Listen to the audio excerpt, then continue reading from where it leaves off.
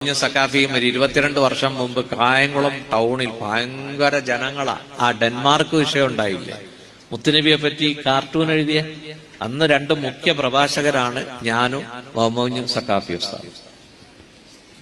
അള്ളാഹു തആല പടച്ചവൻ ബഹുമാനപ്പെട്ടവരുടെ സ്ഥാപനം ദറസ്, നൂറുകണക്കിന് കുട്ടികൾ പഠിക്കുന്ന ഖാദിസിയ അല്ലെ, അള്ളാഹു തആല ആ സ്ഥാപനം പടച്ചവൻ നിലനിർത്തട്ടെ.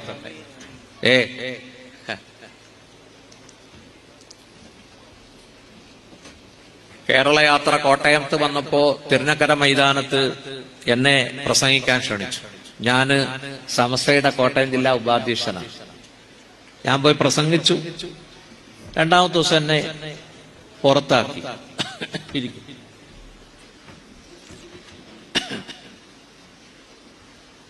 ഞാൻ അവിടെ ഇരുന്ന് ചിന്തിച്ചു, ഞാൻ ഉദ്ദേശിക്കുന്ന ആയത്തുകളും ഹദീസുകളും പറയാനുള്ള സമയമില്ല ഇവിടെ.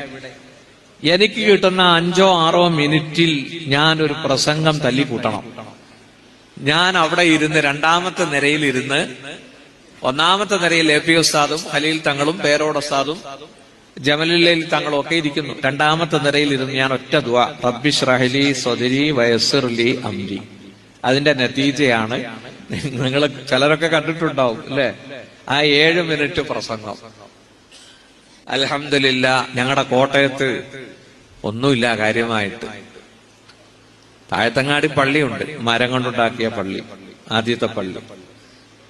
ഞാൻ അതുകൊണ്ടാണ് ഹൃദ്യമായിട്ട് എ പി ഉസ്താദിനോടും പേരോട് ഉസ്താദിനോടും ഖലീൽ തങ്ങളോട് ഒരു അഭ്യർത്ഥന, റിക്വസ്റ്റ് നടത്തിയത്. ഞങ്ങൾക്കൊരു നോളേജ് സിറ്റി തന്നാൽ വളരെ ഉപകാരം കോട്ടയത്തിനെ.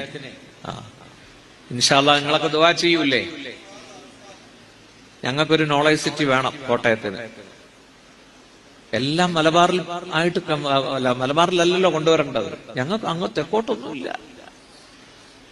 ഇപ്പൊ ചിലര് വിമർശിക്കുന്നുണ്ട്, നമ്മുടെ കോട്ടയം ജില്ലയുടെ ഇസ്സത്ത് പോയില്ലേ, ഷമ്മാസ് ഉസ്താദ് അങ്ങനെ പറഞ്ഞ എന്തിനാ? ഇൻഷാ അല്ലാഹ് അല്ലാഹു തആല ആ ആഗ്രഹം പടച്ചോൻ നടപ്പിലാക്കി തരുമാറാവട്ടെ.